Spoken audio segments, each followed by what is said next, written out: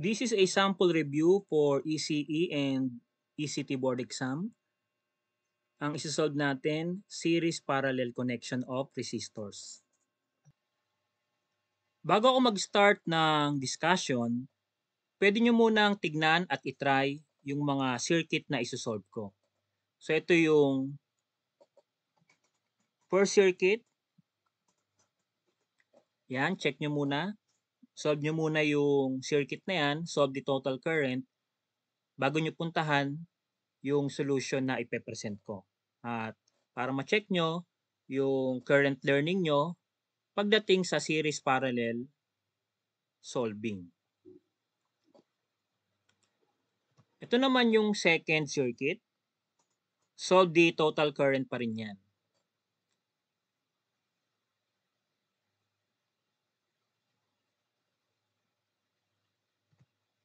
Then for the third circuit na isosolve ko, pwede nyo munang itry and check your understanding and compare mo doon sa magiging solution ko.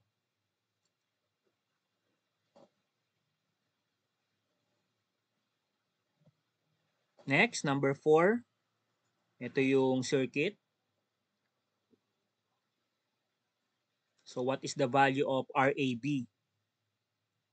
I-check nyo lang kung nasan ba yung terminal A at terminal B.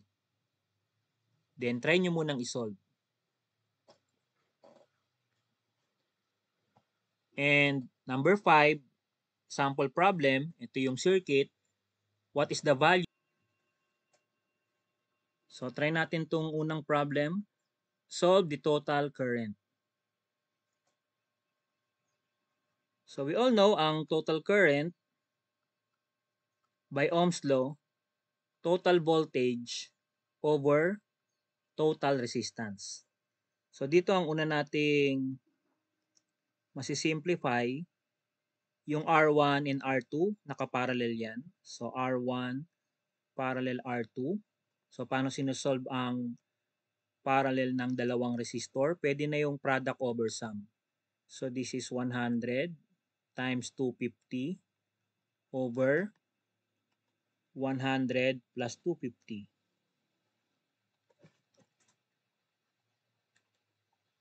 Solve natin yan. So this is 71.42857.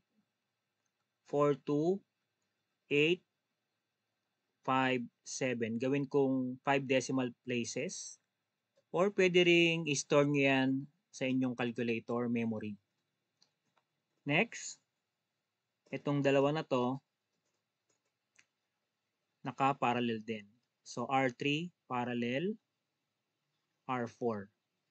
So product over sum ulit, 350 times 200 over 350 plus 200.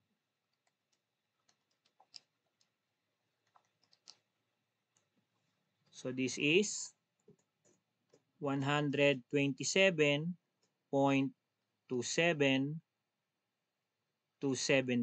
ohms.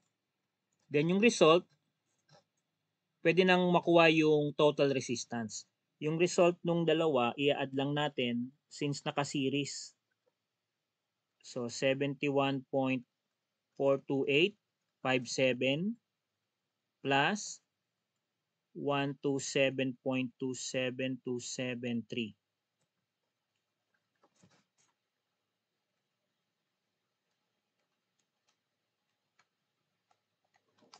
This is equivalent to 198.701297.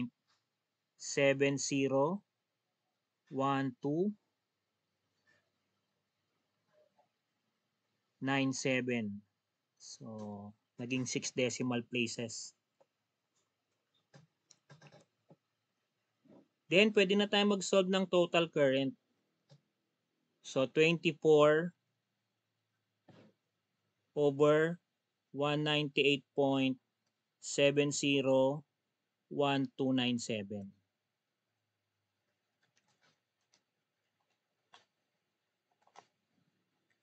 Then, pwede na tayong mag-reduce to 2 decimal places. So the answer for this, kung 2 decimal places, isulat muna natin yung 12078, 5 decimal places. Approximately 0.12 amperes.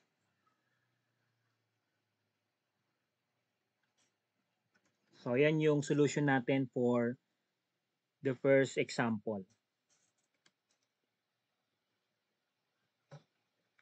Second example natin, ganun pa rin, solve the total current. Okay, so ang una natin dyan, yung R4 tsaka R3 naka-series. So that is our first solution. R3 plus R4. So this is 5 plus 15 ohms. Therefore, we have 20 ohms. Okay? Next.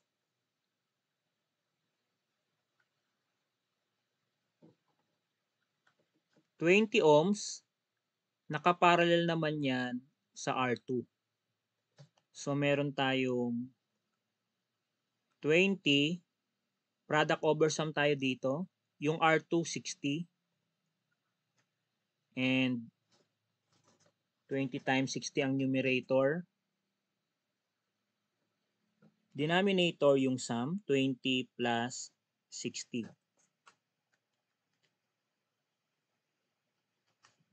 So, ilan yan? 15 ohms.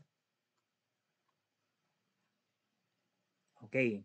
So, pwede nang isolve ang R total since nakaseries yung 15 ohms, yung R1, and R5. Series lahat yan. So, 15 plus 20 plus 25.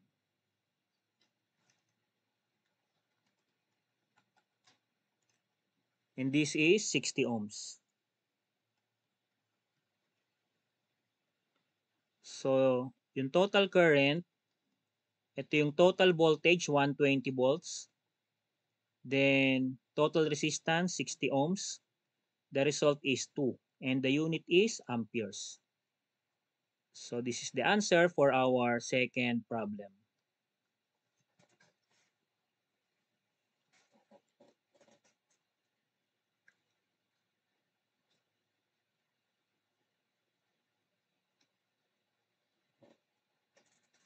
Next problem, what is the value of RAB?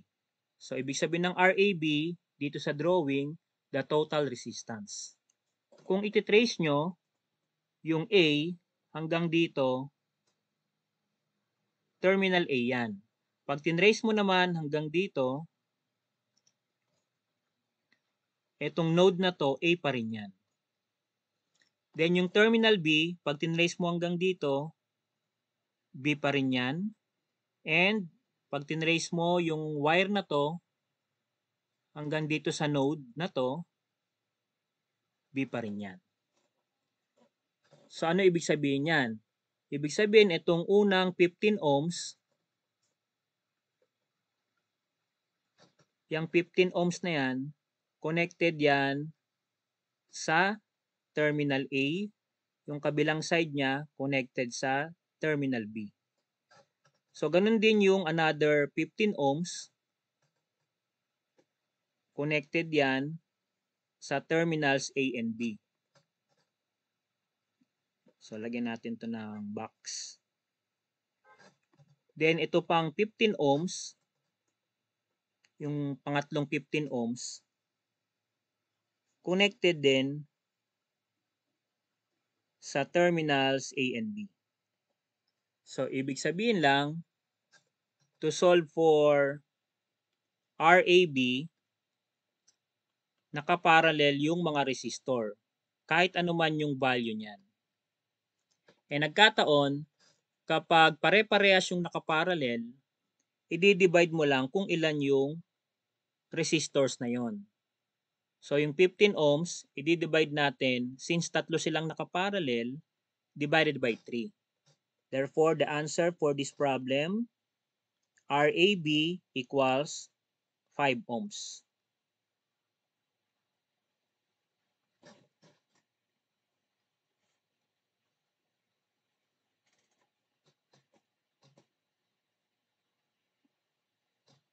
Next problem tayo.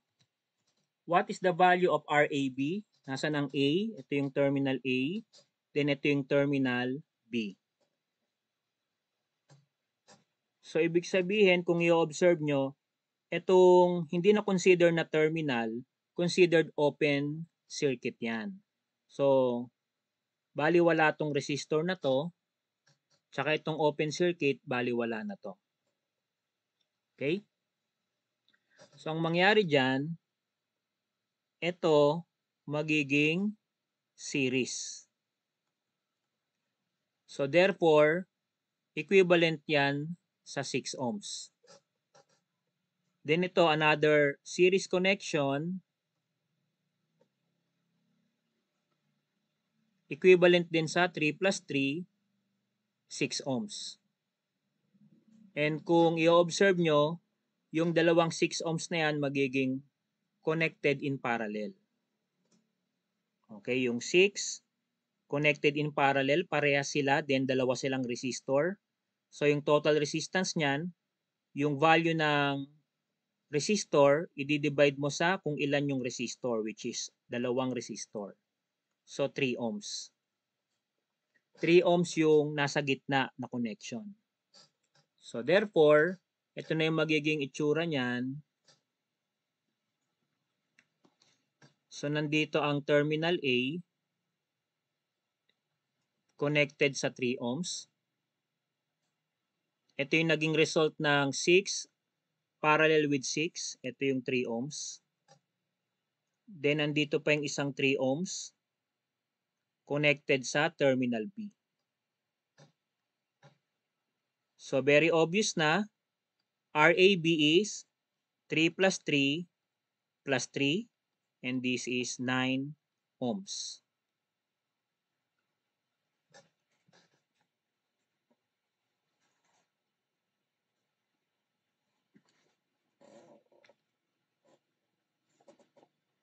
For our last example, what is the value of RAB again? But this time, ito ang circuit connection. So RAB is simply the total resistance again. Okay, so trace natin. Ito muna. Connected in series yan, 6 ohms. Okay? So itong 6 tsaka 6 na to, naka-parallel. So kapag naka-parallel again, yung 6 na yan divided by kung ilan sila. So divided by 2. And this is 3 ohms. And then that 3 ohms, kung iti-trace mo yung 3 ohms na yan, ito na yung next connection niya. Another 3 ohms. Series sila. Okay? Therefore, at this point, meron ka ng, okay, dito natin dala yung solution. So what will happen here is 3 plus 3. Magkakaroon ka ng 6 ohms. Then itong 6 ohms na to,